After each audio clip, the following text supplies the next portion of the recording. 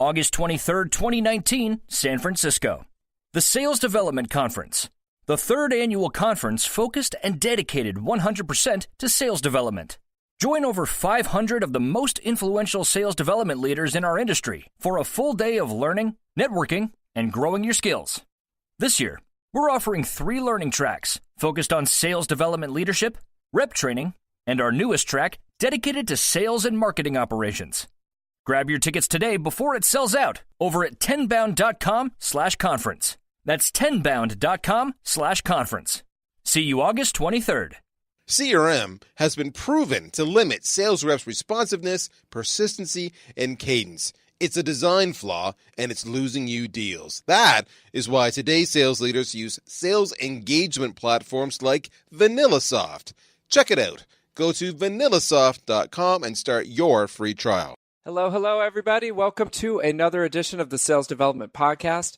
I am really excited to get my next guest on the show. I've heard great things about Jenny Poore, the Senior Sales Development Manager over at Sprout Social. Jenny, how you doing today? I'm doing pretty well, although nice and cozy inside. I hear. You know, by the time this airs, hopefully the storm will be past, but Chicagoland is getting hammered right now by freezing cold temperatures. Yeah, that's exactly right. It is literally -50 real feel, which means the wind chill is really the problem. And as far as I know, this is the coldest day ever in Chicago history. So we're really, charting new territory. My entire team is remote today, and hopefully everybody's just, making those dials at home and staying cozy. Oh my gosh. Okay, everybody, you heard it here first. Okay, Jenny is home in this huge storm, making the time to share her wisdom with us on the Sales Development Podcast. So we are very grateful that you could make it. Yeah. Anytime. Yeah. I mean, I've been so excited to talk with you. I was actually recommended to speak with you because you are doing amazing things on the inbound side. And that's something that, we don't talk about as much here on the show. It's mostly, how to scale outbound and forge those kind of conversations. But before we get started, can you tell us a little bit about yourself and how you got into sales development as a career? Yeah, absolutely. So I started my career like a lot of people. I think this is pretty typical of a talk track for any salesperson. You don't really go to school thinking, I'm going to go be a salesperson. And I'm happy that that's actually now kind of changing, that a lot of schools and universities are adding sales into their curriculum, but that definitely wasn't the case for me. So I graduated during the recession, like a lot of other people, and really stumbled into an awesome sales opportunity for a startup here in Chicago that was selling perks and benefits software and kind of onboarding large companies into those programs. And I think they took a chance on me. Honestly, I did not have a ton of training or really kind of any vision for what I wanted my career to look like. And kind of through the trial and error process, realized that I loved sales. I found it to be strategic. I liked the process of it. I liked the creativity of it. Obviously, every day was not a breeze, but I really identified that sales was something that I was excited about pretty early on. So I was pretty lucky to do that. And then I moved into a sales consulting role, actually. So I had the opportunity to work for a gentleman by the name of Craig Wortman. He teaches at the MBA level here in Chicago, but he has his own sales consulting firm called Sales Engine. And for the next 5 years, I basically feel like I got what I call a mini MBA. We were consulting with companies that were in growing phases, so very close to where Sprout Social is today, the company that I work for. So learned a lot thinking about, who you need to hire, what kind of leadership you need, how you get an inbound and an outbound engine running, what type of marketing really needs to be in place, those types of things. And at the end of that stint in consulting, I really identified that I wanted something that was way more indicative of the effort that I was putting in. Consulting is weird because you're ultimately going into a company, inserting yourself for, anywhere between a quarter to a year, and hopefully walking away with some recommendations that they can put in place themselves. And I wanted something that was more input to output, and recognized that I wanted to go back into a sales role as an IC. So I found Sprout Social. I was super interested in social media at the time and kind of tech in general, and took on a BDR role, actually. So I started as a BDR at Sprout for one of our product lines and had the opportunity to move into leadership about 2 years ago. So Now I lead a team of 10 sales development representatives who are all focused on that inbound engine. So really living it day in and day out and kind of thinking about the interplay between inbound and outbound, which is kind of interesting for our company today. Okay, I want to talk about that because I think that there's huge opportunities in a lot of companies to really focus on their inbound process and optimize it. And it sounds like you've made some great progress there. But really quickly, on the consulting that you did, that's really interesting. So this individual, was doing consulting with companies. And what kind of projects and what was like a day in the life for you as a consultant in that realm? Yeah. So our projects really were focused on, there were a lot of larger companies that would bring us in that had kind of an entrepreneurial mindset or kind of a startup mindset within their companies. So it could be like a new product line. It could be a leadership opportunity where they really wanted to have like a leadership curriculum around that entrepreneurial mindset, for instance. And so a lot of that, the day-to-day, honestly, in consulting, as you might be aware, is really trying to figure out day-to-day what you should be working on. Projects don't always kind of come to you on an even basis like an inbound engine does. And so you have to think about, okay, how am I prioritizing my billing hours across clients? When am I traveling? We travel across the country. We had a large client that actually sent us to Madrid and some other cities in Europe for us to work on those things. So the day in the life really was totally different. Every day was working on a new business challenge. So when I say that I feel like I got a mini MBA, I genuinely believe that, not only because Craig teaches at the MBA level, but because the questions and the problems that we were thinking about on a daily basis were in real time and like ones that like we were, trying to solve. And so you would do I am really interested in this because that's kind of what I do to kind of pay the bills here at Tenbound, but we're just for sales development.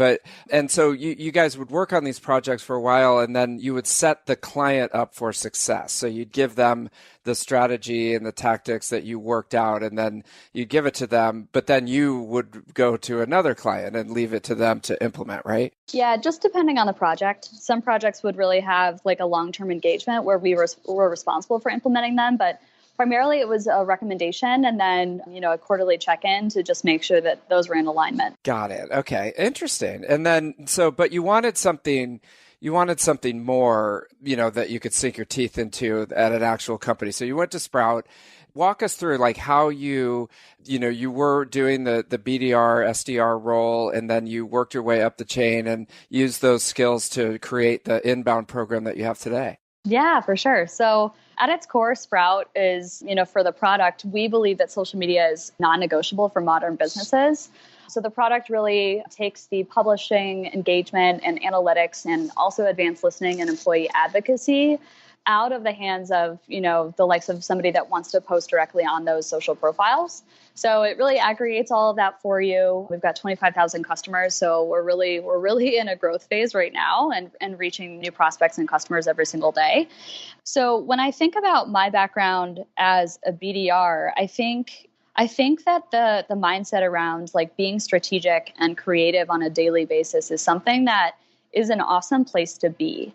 I often think about like even the BDRs that we have at Sprout Social as like these people that are on the front lines. They are constantly trying new things.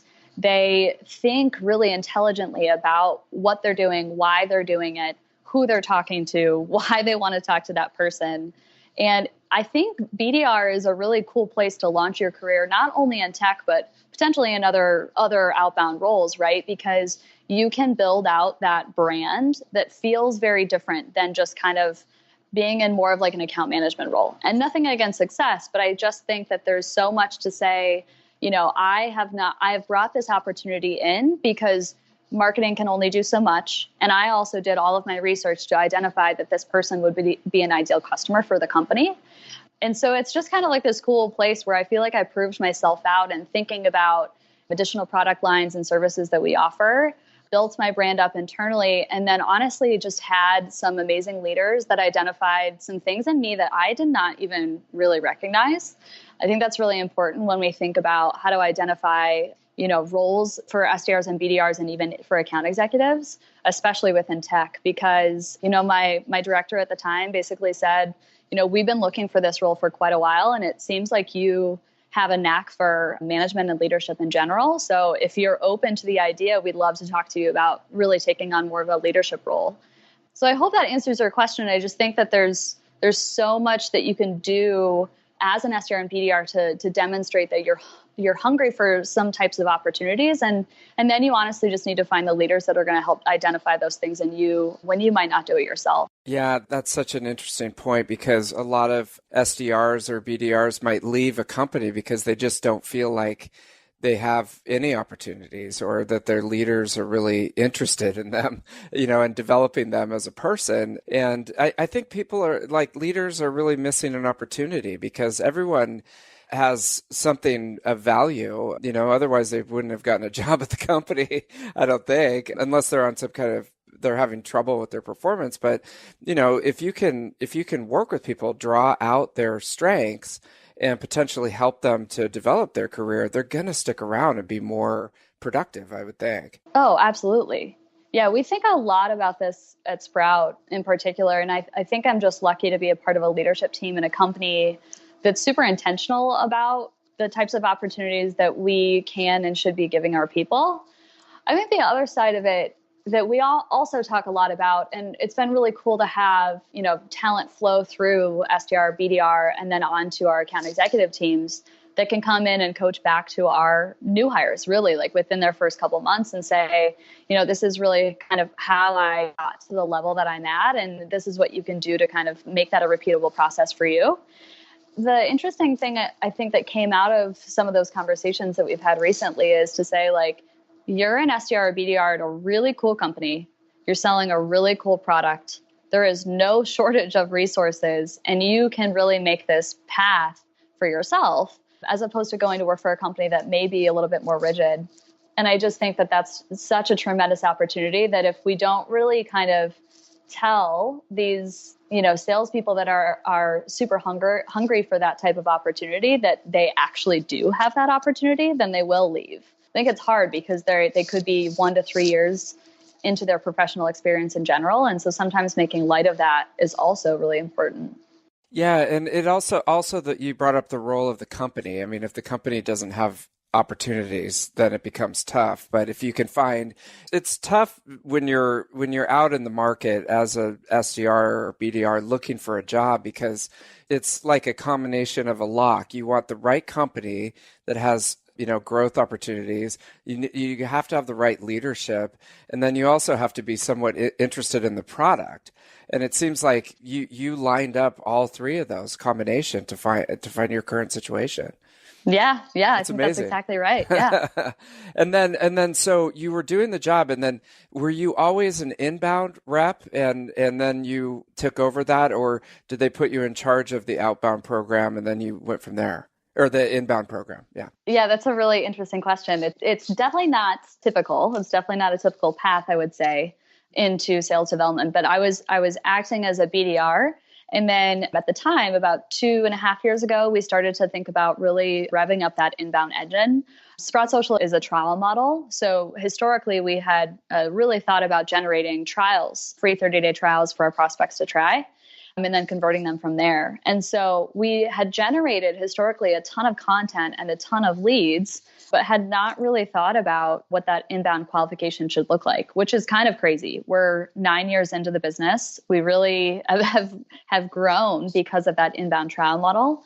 Not until 2 years ago did we think about building out a proper inbound team. So my director at the time, when I was a BDR, said, I actually need you to function as an inbound rep and an outbound rep at the same time, which historically, and I think even today, is incredibly difficult to do. I don't recommend it. But I think once I did that, and then we started to hire more inbound reps, the need really was for proper management and leadership of those sales reps. Yeah, I think, you mentioned one thing that a lot of companies, when they're first starting out, they try to have them do both. But it's such a different motion, isn't it? I mean, as far as inbound versus outbound, and you could almost take it, it's almost like a different type of personality who's better at one or the other. But it is a different motion. So they broke it out to inbound. You were getting all these trials and inbound leads and things like that. So they broke it out. And then how did you evolve it and set up the program so that it became successful? Wow. Yeah, that's a big question. Looking back on it, I definitely think that we made mistakes along the way. I don't think that anybody is really in a position to build out a team, especially between inbound and outbound, in a really fast growing company like Sprout, and look back and say, we did everything that we wanted to do and we would do it the same way over again. I think we made some mistakes when it came to really thinking about what that different motion should look like between SDR and BDR. So we had some reps that we promoted really quickly to BDR because we identified that we also wanted to prioritize going outbound and bringing in logos that weren't coming in through the inbound funnel. And so that, I think you're right, that mindset between those two is so, so different. So just to say that, if you have an SDR that's super productive and performing really well on the inbound side, you've got to really think intentionally about how to prepare them for that cold calling situation where they've got to fight for every single meeting that they get.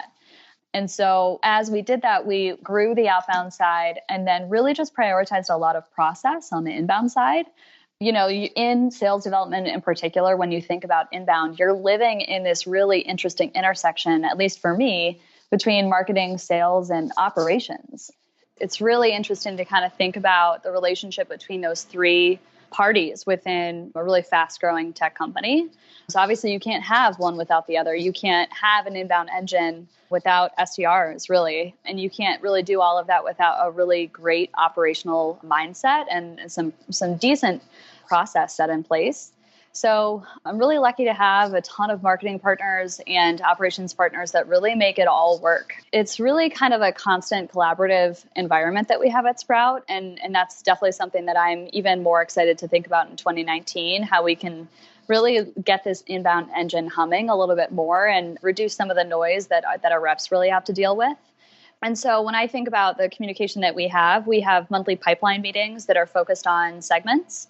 With marketing, we also have a segment team. So if a small and medium-sized business marketing team is really focused on a specific campaign that will ultimately impact my team, I really have my ear to the ground and understand the things that we are going to be receiving or how the conversations might differ. Because those conversations for one of my reps between an SDR demo, like a SMB demo request and an enterprise trial, are dramatically different. And it's actually asking a lot of an early sales rep to flex and have that amount of leverage in their conversations in a way that they don't treat every conversation the same way. On the process side, I would say that this is a constant thing that we really think about at Sprout as well, that you again, need a decent amount of process set in place so that it is a repeatable model, that you're not just kind of treating these one-off system errors or problems that you're coming across as one-offs. They actually collectively increase a lot of noise on the SDR's plates. And so I really see my function as really trying to reduce a lot of that. I focus a lot as a leader on efficiency. I think efficiency is really how you get a team humming and understanding kind of the impact that those small changes can make. And so overall, I would just say, the relationship that you have as an SD leader with marketing and operations is one that you can't take lightly. It's actually that you should be talking to them every day. I certainly do. I find it really important to understand a day in the life of a marketer, especially at a company that sells social media software. I want to talk with somebody that really is thinking about the marketing tech stack as well. And so really that's kind of how I see the intersection between those three things. Are you in sales, but you're not using a sales engagement tool? Then you're probably losing out on revenue because you are not engaging with prospects at the right time, with the right cadence, and with enough persistency. You need VanillaSoft. Start your free trial today. Go to vanillasoft.com. Got it. And what I see a lot with companies is they'll have a really well-oiled machine on the marketing side, and they're producing a lot of leads that are coming in, and then it kind of goes into a black hole, and it's hard to know how you can tie the marketing activities to the pipeline that's being produced. And it's hard to get reporting for what the sales development rep is actually doing in that scenario. And so how do you look at it from a high level as a manager of how well the inbound program is doing? And, what are some of the ways that you monitor that? Yeah, reporting, I think that could be an entirely different hour of a podcast with you, David. We definitely could go at great length talking about that type of stuff. I think that once you have those partners really in the room together and understanding the impact again of those small changes, it actually becomes a little easier to think about. Obviously, it's easier on the inbound side than it is on outbound. We measure a lot of different things. Just from a rep efficiency standpoint, we talk a lot about time to touch. So sense of urgency, we want to make sure that we're placing a phone call on those inbound leads as soon as we possibly can. We're super lucky to have a really healthy inbound funnel. So that also, you have to think about capacity. So when I think about the funnel, a lot of times what I really need to understand is where is that tipping point where, marketing is going to be generating, call it 2x or, 50% more demo requests. How is that actually going to impact our conversion rates? And does that mean that I actually need to hire a couple more representatives to maintain that funnel? We've seen a lot of testing kind of happen. We've done a lot of testing on our website that can impact capacity. And so that's something that you always have to keep your pulse on. Do you have enough people to really respond to these things? And then I think also internally, we've talked a lot, and I think a lot about this along with peers at other companies, is to say, I mentioned before that we're not appointment setters, we're not order takers, we're not just there to make the process difficult for a prospect. We see ourselves as honestly saving a lot of time, not only in qualifying and unqualifying, but making sure that they have a really great experience along the way. And so internally, we talk about, there is a certain amount of active pursuit that's going after those things that needs to be communicated so that the SDR isn't really just seen as, well, the classic argument between marketing and sales is like, well, we're generating all this stuff. Why is it not turning into pipeline? And one of the things that I think has really helped us is I've done a lot of teach backs internally. And what that looks like is really just like a roadshow is what we call it. And it's also run with every single new hire that we have come through the sales and success organizations, where you basically say, this is the day in the life of an SDR. This is what they're doing for you. This is the value that they have at the company. This is ultimately where they see themselves in their career and what they can learn from you as an account executive, for example. And then also how they get paid. There's a lot of intricacies when it comes to, they're getting credit for meetings that are happening and then the revenue that's closing for those things. And if we don't have proper alignment on process and then also just logistics within Salesforce, for instance, then you're going to see a lot of problems.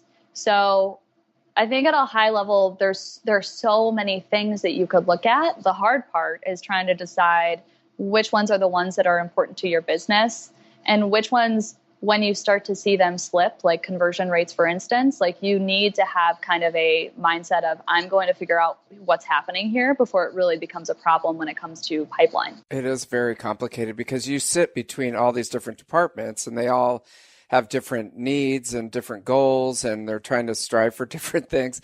And one thing I see a lot in, especially on the sales side, is that they don't know what the SDRs are doing with the inbound leads, and they're just kind of confused about what they're doing and what the process is and things like that. So I like your idea about the teach backs and, how do you communicate what you're doing and how it's supporting the other departments? Those meetings, you've got the teach backs, those are pretty effective for you? Yeah, I would say those two are pretty foundational and critical to people understanding the impact of sales development in general. I also think that in a company that moves as fast as Sprout does, and this is really for all of SaaS and tech in general, is that you've got the tools really to think about communicating those things back. We've invested in tools like Gong, for instance, that the SDR is really actively following a sales cycle once they pass it off to an account executive. And then we hope, and this has really just been like a regular occurrence lately, is to have the AE kind of circle back with the SDR and say, hey, you sent me this opportunity. It looks like, it's totally qualified. Next time, on your qualification call, you might want to ask one more probing question about timeline, for instance, so that I can properly plan my pipeline. So Gong is really a critical tool for us to get this right. I also think, if you're trying to talk about the day in the life of an SDR, you really have to showcase and share the things that you're doing well, but also admitting like where you feel like you're falling down as a team. We think about this really intentionally on my team. We every month we do a start, stop, continue. Sometimes it's really live in a team meeting. Sometimes it's anonymous feedback in a Google form, for instance. But we need to really be intentional about, like, are we doing things that are slowing the process down for our prospects? Are we actually communicating with our AEs the things that are really important to what we hear on those qualification calls and those types of things? So Gong has been critical, and it's been really cool, honestly, because we have a competitive intelligence team that is always in there. We're always feeding feedback to them to say, hey, I talked to this prospect and they're talking to one of our competitors and they mentioned this. That's really like critical to understanding on the front end of the sales cycle. And we're hoping that we're helping scale that process as well. Yes. I mean, it seems like a natural, communication channel to the product team and to, research on competitors and things like that, because you're talking to people all day and they're probably just like, oh, okay, we're checking out Sprout and then these two other things. The more that you hear that, the more you can feed that back into the research team. Absolutely. And with Gong, do you have to you have to record the calls, right? So do you have to tell the people that you're calling that you're recording the call? Yeah, we do. So we also use outreach, and we just have a disclaimer at the front end of our phone calls. I'd be curious to hear like kind of your experience on that. I think it's something that a lot of people are talking a lot about lately. Honestly, when I have one of my reps say, hey, we're recording this call just for, feedback and training purposes, I think prospects are used to it. It's increasingly rare that we have a prospect that's not willing to talk to us just because we're recording a 10-minute phone call. Yeah, I think it's with inbound, or if there's some sort of gesture that they've already made and then you're connecting and you're helping them along in the process, and then you say something like that, then sure, why not, right? But I think it's what's hard is outbound. I mean, because sometimes I get calls and I pick up the phone and say hello, and it says this call is being recorded, and I'm like, I don't even know who this is. So that's tough. Yeah. It's super tough. Yeah, it's definitely a challenge for Andrea's my counterpart, who actually got in touch with you initially. And that's definitely something that she thinks a lot about. Because you need that intelligence that you're getting from Gong and those type of products so much. I mean, it's as you're saying, I mean, they make such a huge impact with the training and with the intel and all that stuff, but it's hard to get on the outbound. I also wanted to ask you, start, stop, continue. Tell me more about that. Like how do you run a meeting and use that? Because I've never heard that one. Yeah. So this is something that I've been doing for quite a while. Borrowed it from one of my coworkers, and it really is kind of a monthly look back on what are the things that we want to start doing as a team or individuals. What do we want to stop doing? And what do we continue wanting to do? So a lot of that, when I think about that, the last month that we did it, I got feedback around 3 different areas. And I believe they were my individual one-on-ones. So how effective were those one-on-ones for my reps? Team meetings, were they a good use of time? What do you want to do? How can we get creative around, making them fun and different and not always kind of status updates? And then overall communication. So we use obviously email and Slack and obviously just talking to each other in person. But are we doing a good job as a team of communicating? And again, what do we want to start, stop, and to continue to do when it comes to those themes? And so I think it's one of those things where you really need to constantly have a pulse on how your team is feeling. Sometimes it's hard to do as a leader. You sometimes get a feeling that people are frustrated, or you get a feeling that your team is really hustling and they don't feel like they're being recognized, for instance. But it's really only until you kind of put it back on them to say, you are a piece of this team and you have ownership over these types of decisions. And I am a leader that's willing to hear you out and to make those types of changes if it is positive for our prospects, our company, and for you as an SDR. And so it's just kind of like this process that allows for open feedback. Again, Sprout is a place that really values transparency. So I definitely don't have everything figured out. There are definitely days and weeks when I fall down as a leader, and I pretty much know it in the moment at this point in time, but I can't really do it unless I have additional feedback from reps themselves.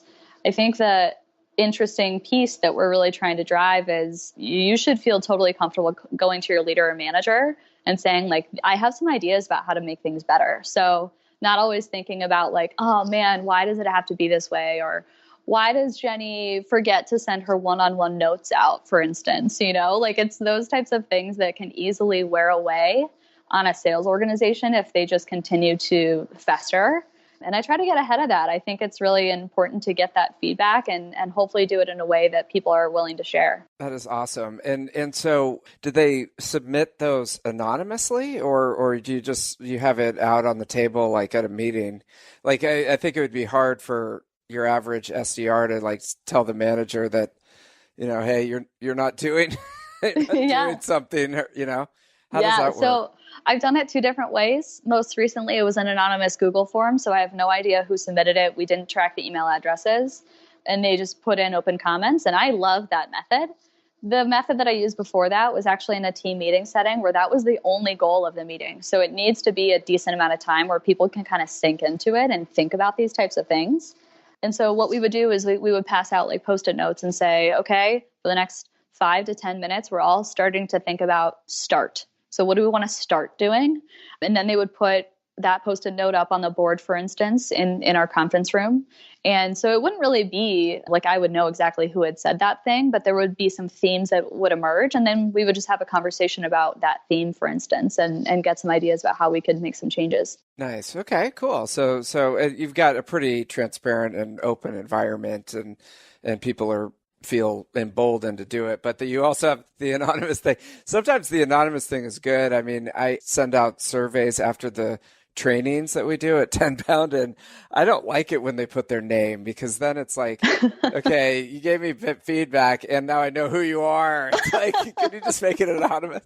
But anyways. Yeah, sometimes it's easier. Yeah. Yeah, definitely.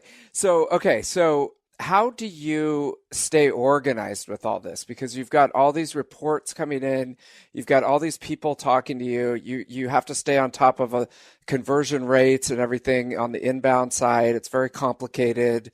There's a lot of numbers involved. How do you keep everything organized so that you can stay on top of the processes and the people and everything that goes into doing this? If I had that figured out, I would be a billionaire. I definitely don't have that figured out. I think it's something that is a constant struggle for me. But I guess I can share some things that have helped. So starting on the people side, I have weekly one-on-ones with every one of my reps. Some weeks that actually is a full 45-minute meeting that's focused on a specific topic. Some weeks that's actually like a 15-minute check-in on pipeline, especially towards the end of a month, right? When we're just trying to hustle towards the finish line. So that is always on the calendar. Try to keep them regular and at the same time so they know what to expect.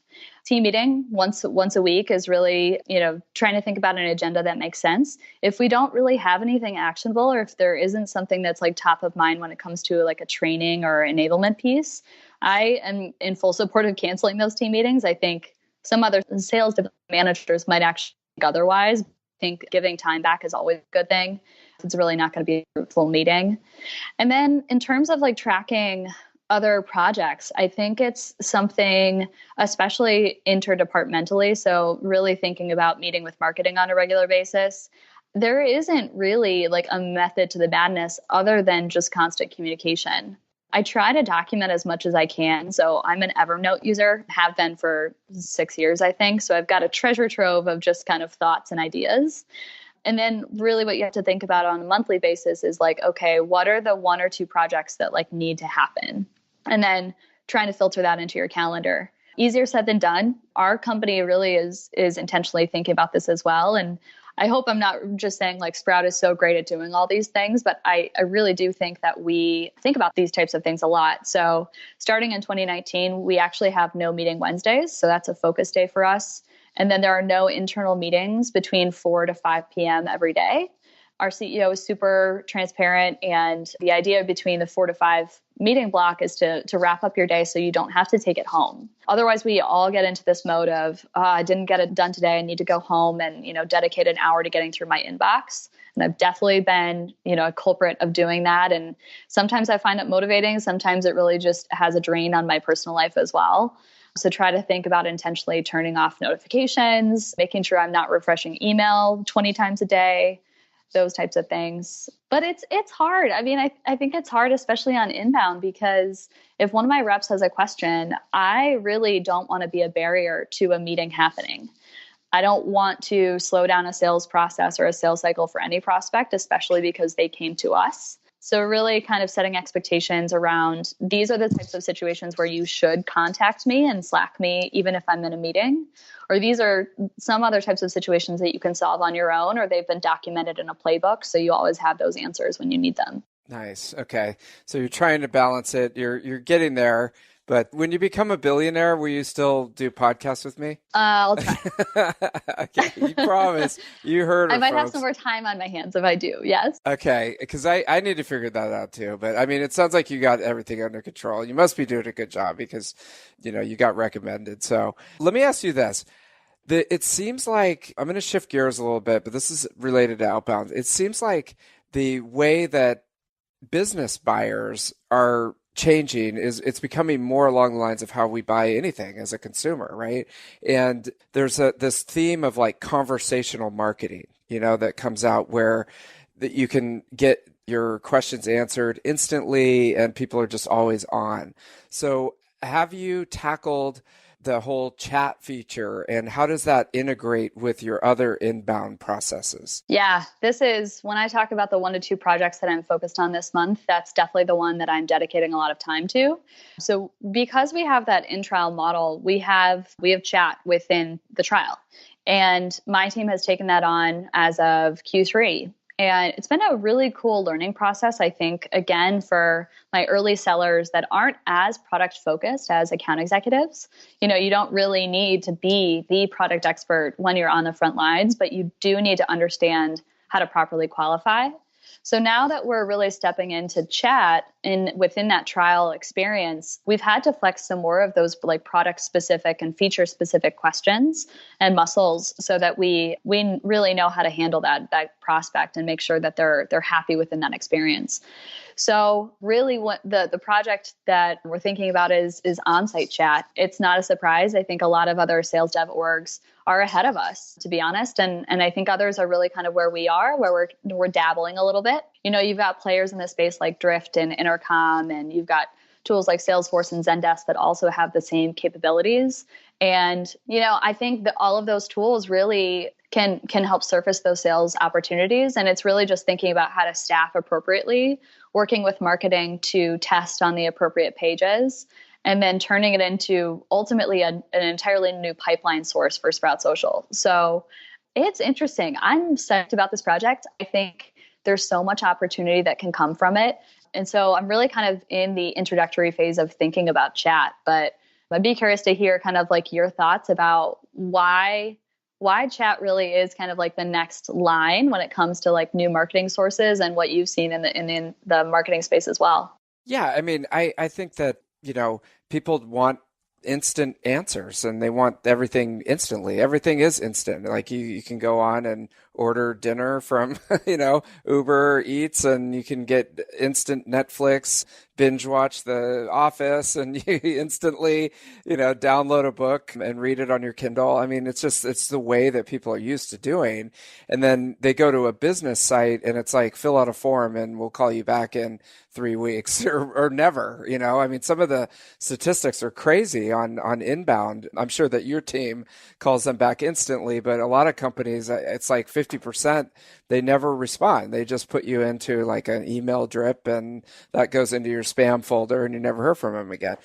Yeah. So I think that on the flip side though, and what I want to ask you about too is like, how do you handle the scheduling? Because I don't think that the bots are like ready yet to really interact. I mean, it might be in a few years, but you still kind of need a human. But if you go on and you chat something and then it's like, there's nobody there, it kind of almost ruins the experience of the chat. So how do you handle that whole scheduling piece? Yeah. So within the in-trial experience, so I think it's different. It might sound really similar, but within the trial, because we're interfacing with support, so support would handle anybody that's also within our app.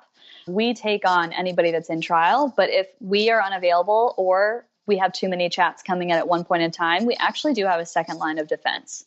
So it's not just our team taking those things on. Obviously, we would want 100% coverage on those sales opportunities. My team is currently on a rotational model, so it's very similar to what support might do in order to, handle customers in all time zones. So they have like a half day shift that they run, and then again, if they get overloaded, then at least they have somebody else that can take them on while that happens. But I think for Onsite, I am of the belief that it has to be a dedicated role, and then you need to work with marketing to make sure that you're not actually flooding that person. There's this whole conversation about proactive or reactive chat. Are you proactively identifying, your ICP on the website, or are you reacting to just whenever somebody tries to start a chat with you? Your point about bots is really interesting. I do think you're right. I think that there needs to be a certain level of qualification and proper routing and just knowledge that you need about that person when the chat comes in. But you have to find that fine line of like, it's the same thing as like a form, right? Like you're not going to have a form that has 10 fields because you're going to hurt your conversions. You're not going to have a bot that really asks 10 questions because that person's just going to give up and abort. So I think that there's always that fine line of trying to figure out your volume and your quality on inbound. That is really interesting on Onsite chat because it's real time. It's interesting also, I've talked to a lot of people that have implemented chat in a model that's similar to ours. And what they say is, well, chat is like something that, if something goes wrong or if something really is like happening with your coverage schedule, for instance, you can always turn it off. And my idea is that, you would want to implement that so that it is a constant pipeline source. I don't want to turn it off. I want to roll it out in a way that, is intentional and we have the coverage that we need and we're not going to be overloaded. Obviously, that's easier said than done, but I do think that kind of conversation about the volume and the quality piece, especially when it comes to the qualification before the chat actually happens, is something that we're going to be thinking a lot about here in Q1. Yeah, I mean, it's tricky to try to have somebody on there. It would be really cool if you could see what the company is. I know that Drift, I'm a customer of Drift, and they have that as one of their options. It's in some package that's like, I can't afford to buy right now, but it would be cool if one of your target ICPs was on there and you could just jump on there and be like, hey, proactively. That would be awesome. But, a couple of things is one, I'll get a chat for like a totally random chat. It's usually from overseas. It's in the middle of the night and they're just like, hey, do you want to chat? And I'm like, come on, dude. Like, really? Like, it's just like, you're killing me right now. And then the other thing that happened is I remember I was really excited to get chat when I was working at a company, and I got chat and we assigned the SDRs in a round robin on the chat and everybody was all set. And then the VP of marketing just like got on and tested it and nobody responded. And so that like ruined his whole thing about chat. I was like, God. Oh, that's interesting. So there's a lot of things. And I'll tell you last quick chat story. So I got Drift. I put it on the website. I didn't know how it set it up or anything. And they have an app for your watch. Like, so you can get a notification on your watch when somebody's chatting you. So I'm out water skiing in Lake Tahoe. I was literally water skiing in Lake Tahoe, and I'm just about to say, hit it, and I get this chat on my watch from a really good prospect, and I start taking it, and people in the boat are like, dude, what is wrong with you? Are you drowning or something? So anyways. Hey, no, that's real time. You is can do that though. Real time. Yeah.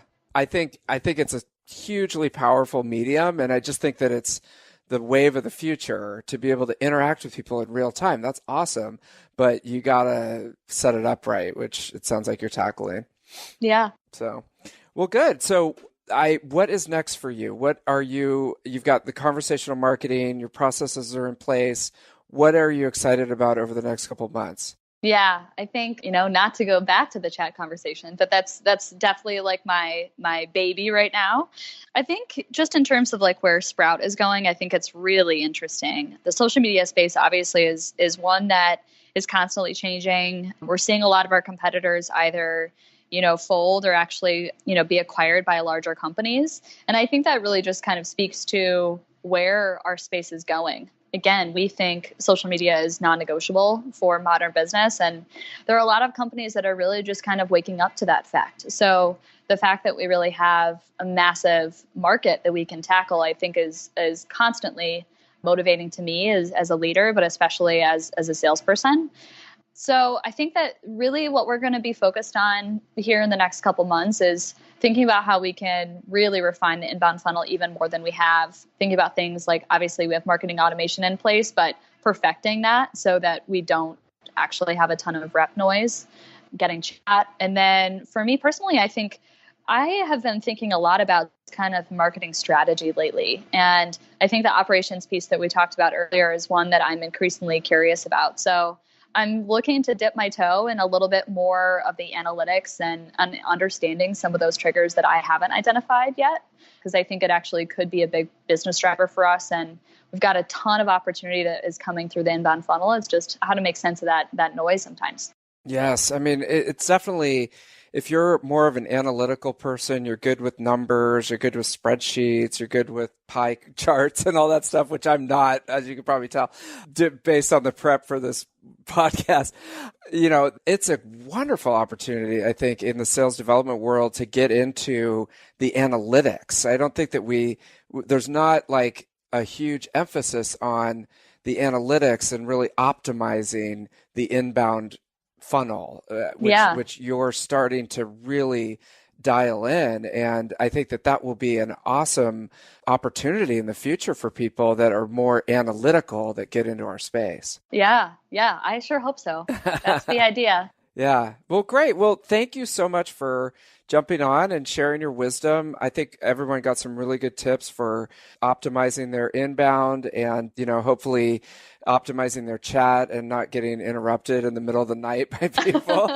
And I just appreciate you coming on. And I've got your LinkedIn link here we'll put in the show notes, but is that the best way to get in touch with you if someone wants to connect? Yeah, that's absolutely right. Yeah, LinkedIn is always the best way. And thank you so much for having me on. I think this is a really fascinating conversation. And again, we could probably talk for hours about a lot of these topics. So it's been fun. Yes, definitely. After you've had a chance to dial in the operations more and you kind of delve into that world more, we'll get you back on and see what you learn there. So sounds good. Fantastic. I look forward to it. All right, Jenny, thank you so much. All right, we'll see ya.